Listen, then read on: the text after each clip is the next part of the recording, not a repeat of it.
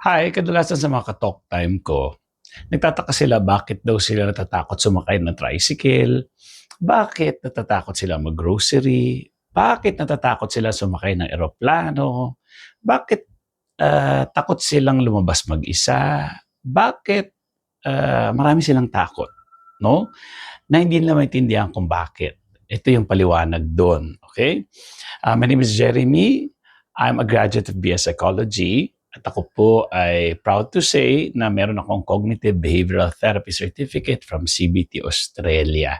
Mahal po ang mga therapy ngayon using CBT kasi konti lang talaga at yung konti lang din yung magagaling. Yabang, no? Pero anyways, alam niyo kung bakit? May humble side yon. Kasi ako mismo naka-experience ng anxiety. Kaya ako ganito ka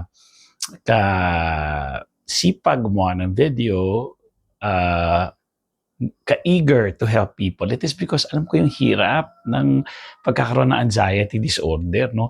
Alam niyo, ang sa akin, 20 years old na ako. Actually, mas younger pa. Kaso full-blown ko mga 20 years old. Imagine, 20 years old pa lang ako. Ilang taon na ako ngayon? 365.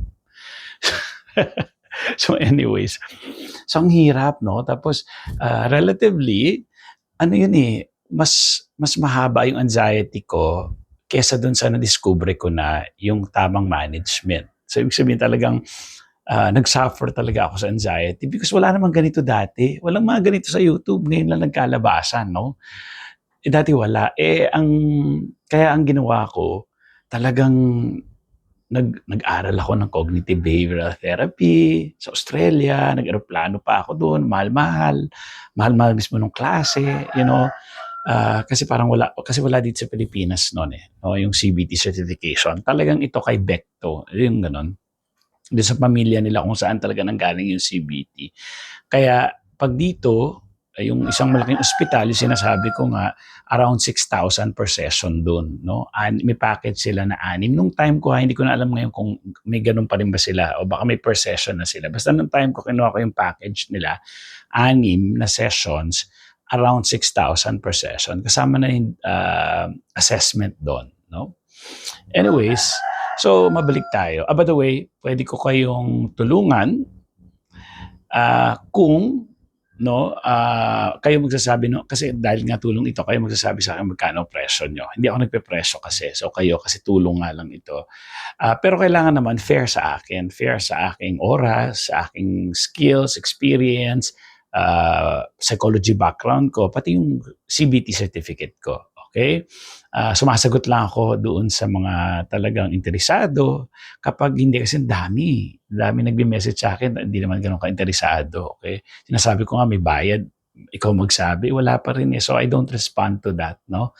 Kung gusto niyo libre, ito pong mga videos na to, libre po ito. Ginagawa ko to regularly para sa inyong lahat. Okay, sana wag niyo na sabihin madamot ako, no? Kasi ito na nga yung ginagawa ko mga videos. Pag-share sa inyo ng kaalaman. Sige, mabalik tayo.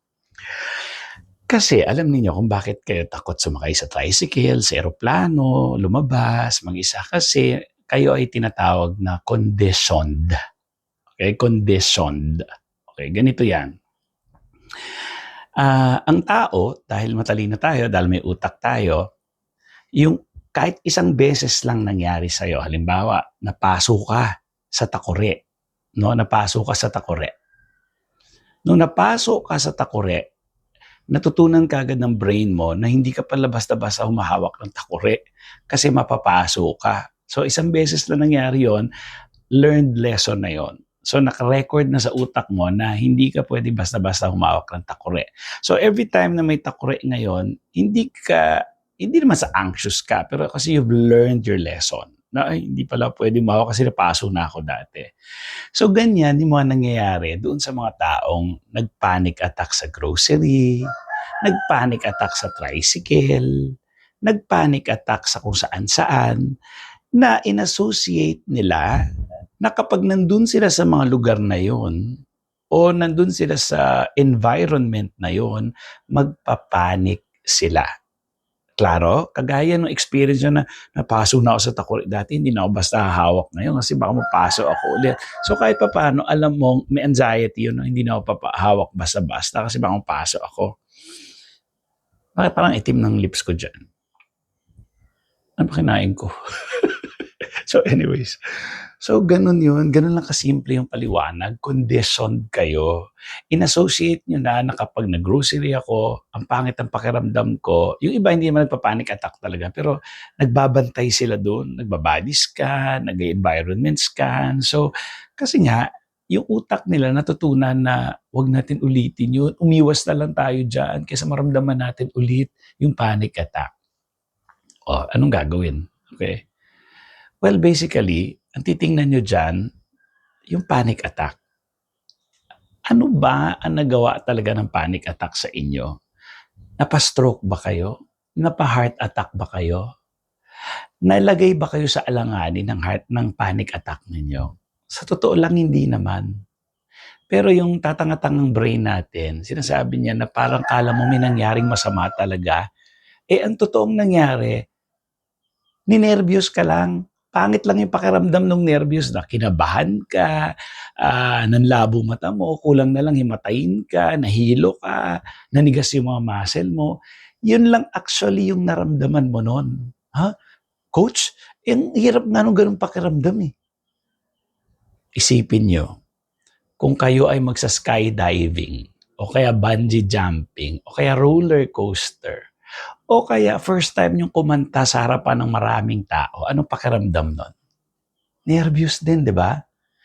Inaalala, nakamamatay ba yung mga nervyos na yon? Yung mga nag-skydiving, nag-roller coaster, kumanta sa harapan ng mga tao, sa sobrang kaba nila, namatay ba sila? Na heart attack ba sila? Na stroke ba sila? Eh pareho lang naman yung naramdaman mo dun sa grocery or sa tricycle, di ba? Namatay ka ba? Na heart attack ka ba? Na stroke ka ba? Hindi naman. So pareho lang yan nung takot na pakiramdam ng isang taong nagbayad sa horror house para lang matakot siya, para kabahan siya, nervyusin siya. Magbabayad siya dun sa perya, sa horror house para habulin siya dun, matatakot siya. So nagbayad pa siya para matakot. So bakit ganun? Eh pareho lang din naman yung nararamdaman ng takot mo sa grocery tsaka doon sa perya na yun, sa roller coaster na yun.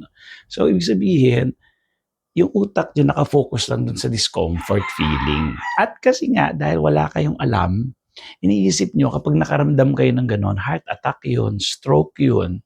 So, ito ang importante. Kaya dapat meron talaga kayong kausap na isang certified na na tao. Okay?